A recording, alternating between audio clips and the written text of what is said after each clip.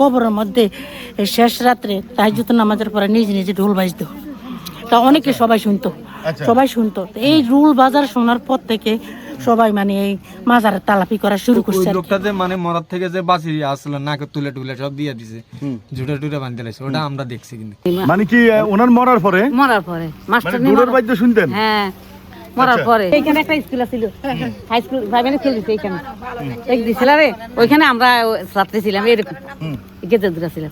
তো এখানে আমরা সকালে সাফি থাকতো আমার কাছে, বুঝছেন, সাফি আমার কাছে থাকতো। তো আমি সাফি নিয়ে একটু সকালে আসি, তা আজ দেখি এক ফোলা পাইন বা কোনো শিক্ষক আসে নাই। তো না আসার পর আমি বসে রয়েছি, বসে থাকা দেখি ডোল বাজে, বাদ্য শোনা যায়। আমি প্রায় সময় গাড়ি অ্যাক্সিডেন্ট হয়, মানে এই রুট দিয়ে। হ্যাঁ, গাড়ি অ্যাক্সিডেন্ট হয়, কিন্তু যারা মানে না, মানে সেসব বিশ্বাস করে না, তাই গাড়ি অ্যাক্সিডেন্ট হয় কিন্তু কেউ মারা যায় না, ব্যথাও হয় না। এই যে এমনি হয়ে যায়, ওইখান থেকে হয়ে যায়, ওইখান থেকে হয়ে যায়। আমরা কই আস্তে ধীরে আইস না, আর এই জায়গায় একটা মাজার আছে তো, আস্তে ধীরে মাজার সামনে আস্তে ধীরে যা, এই যাদের হতে যা যায়, যে মানলে মানবে, না মানলে নাই। আচ্ছা, এই হলো। তাহলে আপনারা উরুসটা করাচ্ছেন কবে? আমরা চৈত মাসের 19 তারিখ। চৈত মাসের 19 তারিখ। চৈত মাসের 19 তারিখ। উরুসটা কিভাবে করেন? আমরা মানে বয়াতি আনি, আমরা সেটা ইয়া থেকে এলাকার লোকজন, এলাকার লোক আছে, এবং আমরা বয়াতি আনি, বড় বড় বয়াতি আনি, এখান থেকে আমরা মাহফিল করে, এখানে আমাদের স্টেজ হয়। এটা ইঞ্জিনিয়ার একে আব্দুল মোতালেব সাহেব আমাদের এই জায়গাটা এটা সৌন্দর্য করেছে। ইঞ্জিনিয়ার একে আব্দুল মোতালেব এই আমাদের এই জায়গা সুন্দর করে দিয়েছে, আর এটা উনি সাপড়া করার একটা চাল করার দায়িত্ব নিয়েছেন। অনেক মানুষ অনেক উপকার পাইতেছে, অনেক ফল পাইতেছে।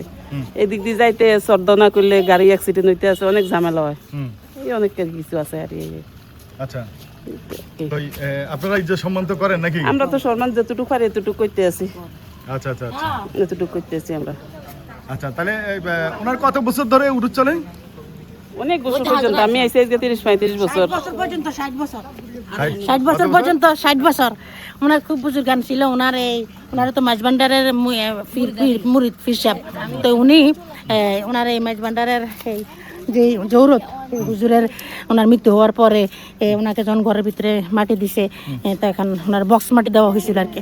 তো ওনার এই কবরের মধ্যে শ্রদ্ধা ভক্তি, এই যে প্রতি বছর বছর উরুস মাহফিল এগুলি করে যাচ্ছে 60 বছর পর্যন্ত যারা যে নিয়ত করে যাচ্ছে, প্রত্যেকের নিয়ত ইনশাআল্লাহ আল্লাহ রাব্বুল আলামিন কবুল করে। কি ওনার মরার পরে মাস্টার ঢোলের বাদ্য শুনতেন? হ্যাঁ, মরার পরে তাই শুনি, আমি জানালা দিয়ে তাকাইতাম, মনে করি কে বুঝি আছে, দেখি না মানুষ টানছে, আমি তাকাইতাম যে তখন আর বাদ্য বাজে না।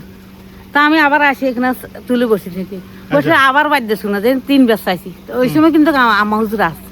আচ্ছা, তা আসার পরে বসে রয়েছি, একদম বাড়িতে গেছে, কেমন আমার কাছে কইলাম আম্মা এই ব্যাপার, তো কর তুমি এখানে ধরো দুধ ভাত পেয়ে যাও, আমার মামানিরে দিও, আমার মামানি তো উনি বুঝছেন। আচ্ছা, তাই আমি লইছি, আনি দিছি, দেখি আজকে আছে, উনি আছে আমার বড় আম্মা আর কি। তাই আসলে দিছি, দিয়ে কি মা এই ব্যাপার আমি এরকম শুনছি, কিন্তু দেখি না, আমার কোনো ক্ষতি হইব না। আমি যে চাইছি কেন না, তোমার কোনো ক্ষতি হইতো না, তুমি শুনছো, তুমি চাইছো, তোমার ক্ষতি হইতো না, তুমি দোয়া দুরুজ পড়বে কি, আমি যা পাচ্ছি আমি পড়ছি। আমার কিন্তু ভয় লাগছে, পরে যায় কারকে দেখি নাই, আমার ভয় লাগে গেছে। তখন ভয়ের কিছু না, তো আমরা মুছে দিই, তুমি সালাম করো। আমি মাজারটা সালাম করছি, সালাম করছিল, উনি আরো মুছে দিয়েছি। কে গা? আম্মা হুজুরে। আচ্ছা, হ্যাঁ, ওনার ওয়াইফ, মানে এই ফির সাহেবের ওয়াইফে। উনি বড় আম্মা, ওনাদের কোনো সন্তান নাই। হ্যাঁ, ওনাদের নিঃসন্তান ছিল। তো এখন যে লোক বাড়িতে ছিল, ওরে ফালক আনছে, একটা ফালক ছেলে আনি ফাইলে। হ্যাঁ, তো এরপরে বিয়ে করাইছে, এই অনেক দিচ্ছে না, এই ফালক। এই দান বাক্স এখানে নিয়ত মানুষ করে মানুষ বিভিন্ন টাকা পয়সা দেয়। তো কয়েকদিন পর পরে ওনারা বাক্সটা খোলে, অনেক টাকাই পায়। তো যাক, তাহলে আপনারা বলতেছেন যে অনেক মদত আছে।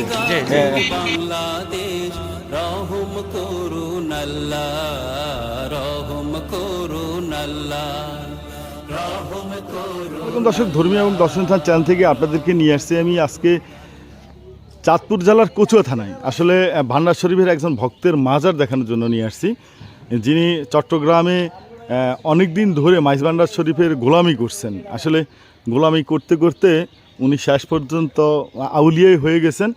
ওনার অনেক ঘটনা আছে, কারামত আছে, আধ্যাত্মিকতা আছে। আমরা অনেক ঘটনাই আপনাদের মাঝে তুলে ধরবো। আমার সঙ্গে থাকুন, ভিডিওটা দেখতে থাকুন। জীবন দশায় কি ওনাকে দেখছেন আপনি? তো দেখছি না, উনি কি আসলে একটা পবিত্র একটা এই যে আটটো সাদা কাপড় গাদ্দি হিন্দি, হ্যাঁ যেমন একটা এই সামনের মতন মানুষ আঁকতো, তাই সুন্দর টুকটুক লম্বা হচ্ছে। উনি কি শিক্ষিত মানুষ ছিল? তুই শিক্ষিত আছেন না? কি করতো উনি?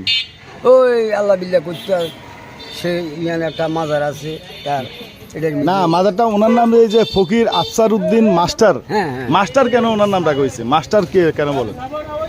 মাস্টার নাম রাখছে, কথা বুঝলেন? তারে ব্যাগে মাস্টার মাস্টার কয়, কিন্তু শিক্ষিত ভালো আছে। উনি কি শিক্ষকতা করছে নাকি? শিক্ষিততা আছে, শিক্ষকতা করছে। হ্যাঁ শিক্ষিততা আছে। তো উনি আউলিয়া হয়েছে কেমনি? মানে এটা আপনি তো মুরব্বী মানুষ, আপনি তো জানার কথা। না আউলি হয়েছে আল্লাহর হুকুমে, হেতারে একটা আল্লাহ তাল্লাহ একটা ইশারা দিয়েছে, মাঝি ভান্ডারের হুজুর গা একটু দোয়া করছে, এতে এই হিসেবে। সর্বশেষ কথা মানে আমাদের এলাকাতে একজন মানে মনা ভান্ডারী ছিল, উনি মাঝ ভান্ডারের একজন ভক্ত ছিল। উনি আমাদের এলাকার সর্বলোকে বলছে উনি মারা গেছে, ওনার আত্মীয় স্বজনে বলছে মারা গেছে। তখন ওনারা এই গা গোসল ধোয়াইয়া মানে সাজালাইছে মাটি চটি দিয়ে, যখন যায় না যায় ওনাকে রাখছে, রাখার পরে দিয়ে উনি খাটের মাইদান লাড়াচাড়া দিয়েছিল ওইখান থেকে। এতে আবার ওইখান থেকে মানে তাদের একজন গ্রুপ ছিল, আর মানে আমরা এটা জানি। আবার ওই লোকটা যে মানে মরার থেকে যে বাঁচি আসলো নাকে তুলে টুলে সব দিয়ে দিছে, জুটে টুটে বাঁধতে লাগছে, ওটা আমরা দেখছি। কিন্তু আপনি নিজের চোখে দেখছেন? আমরা দেখছি, আঙ্গো বয়স আমরা ওনারা এটা কি সত্য ঘটনা? সত্যি যে আমাদের সেনন বাড়ি আঙ্গো খলিল ওনারে মনা ভান্ডারী খলিল সাহেব, হ্ঁ এটা আমাদের নিজের চোখের দেখা। সব মাঝি ভান্ডারি হেতারা। তাই তাহলে এই যে ফকির আফসার উদ্দিন মাস্টার সাহেব মাইজ ভান্ডারের কি খলিফা ছিলেন নাকি মুরিদ ছিলেন? না উনি ওখানের ভক্ত, মানে ভক্ত। তা উনি এইরকম কারামত কেমনে দেখেন? থেকে ভালো আইডিয়া আসলে আমার এই ভাইয়ে বলতে পারবে, উনি বলতে পারবে না? জি, আসসালামু আলাইকুম।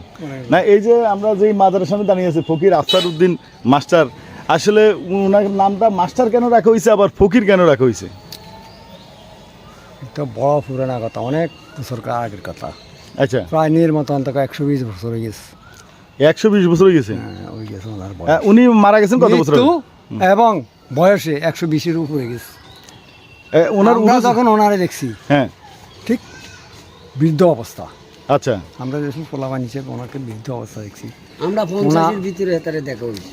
আচ্ছা, ওনার বহুত কারামত আধ্যাত্মিকতা ঘটনা তো আপনারা দেখছেন? আমরা পোলাবান মানুষ একটু কম দেখছি, কিন্তু দেখছে বেশি যারা, ওনার তো পাইতেন না এখন। ওনারা আপনারা তো শুনছেন? না আমরা শুনছি। কি কি শুনছেন? ওনার মৌলানা খলিলুর রহমান সাহেব পালগিরি, ওনা আর ওনা একসাথে হিসাবুদ্দুরের নাম কি তারে? আরে মিয়া, হিসাবুদ্দুরের বার নাম কি? কামাল মিয়ার হামিদুল্লাহ মাইজ ভান্ডারী না, হামিদুল্লাহ মাইজ ভান্ডারীর কাছে ওনারা সহকারে যায়। আফসারুদ্দি মাস্টার, মাওলানা খলিলুর রহমান, ওনার সেবা যত্ন মান্ডার শরীফ আছিল আহমদুল্লাহ সাহেবের কাছে। ও পালগিরি যে খলিলুর রহমান রহমতুল্লাহ, ও হ্যাঁ, উনি সহকারে একসাথে মাঝবানা শরীফ একসাথে। আচ্ছা, ওনারা বয়াত হয়েছে হামিদুল্লাহ সাহেবের কাছে। আচ্ছা, এই খলিলুর রহমান সাহেব আর এতে হামিদুল্লাহ সাহেবের কাছে বয়াত হয়েছে। হামিদুল্লাহ সাহেব ছিল বান্ডার শরীফের খলিফা। ওনার জনকালে থাকাকালীন ওনাগরে কিছু খলিফাবে আমাকে ওখানে স্নান করে গেছে। আচ্ছা, ওখান থেকে ওনার কাছে অনেক লোক আসতো, ওনার কাছে। আচ্ছা, আফসরুদ্দি মাস্টার কাছে অনেক লোকে আসতো, আসলে অনেক উপকার হতো। নিয়ত মান্যত বা যে যেটালে আইতো তারা উপকার পাইতো, কিন্তু কোনোদিনও সে 1 পয়সা কারতায় নিয়ে যায় না, কারো কাছ থেকে নিত না। নিলেও কিছু আমি পয়সা রাখতাম না, আমি নিতাম। আচ্ছা, ওখান থেকে ওনার নাম ফকির আফসরুদ্দি মাস্টার দেওয়া হয়েছে। আমরা মূল মাজারের ভিতরে প্রবেশ করতেছি। এই সেই মাজার, যে মাজারের কথা এতক্ষণ আপনাদেরকে বলতেছিলাম, আসলে এই সেই মাজার। দর্শক, আসলে একজন মানুষ কখন কিভাবে আউলিয়া হয়ে যায় এটা বোঝা বড় মুশকিল, যে সেই কোথায় চট্টগ্রাম আর কোথায় চাঁদপুর পশুয়া, তো এক জায়গা থেকে আরেক জায়গায়। তো ভান্ডার শরীফ গিয়ে উনি ওখানে খেদমত করেছেন, লং টাইম ছিলেন। ওনার সাথে এই অঞ্চলে আরও অনেক আউলিয়াই ছিল। তো শেষ পর্যন্ত উনি আউলিয়াই হয়ে গেছেন। হ্যাঁ, আউলিয়াই হয়ে গেছেন এবং শেষ পর্যন্ত মানুষের মাঝে অনেক কারামত দেখিয়েছেন, যেই কারামতের কারণে মানুষ, এই এলাকার মানুষ বিশ্বাস করে এবং ওনাকে ভালোবাসে। তো যাওয়ার বেলা সেই কমন কথাই বলে যায়, ভাই আপনার ইমানের দায়িত্ব আপনার ইমানের হেফাজত আপনাকে করতে হবে। এই বলে আজকের এই চাঁদপুর জেলার কুচো থেকে বিদায় নিচ্ছি। আসসালামু আলাইকুম।